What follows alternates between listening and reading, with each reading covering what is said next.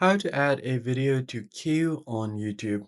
In this tutorial, I'll show you guys how you can create a queue on YouTube so that it acts like a playlist.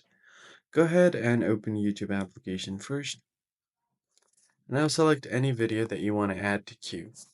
So what I'm going to do is scroll through my YouTube homepage, and let's say I want to add this video to my queue. Tap on the three dots right beside the video, and then tap this option, play next in queue.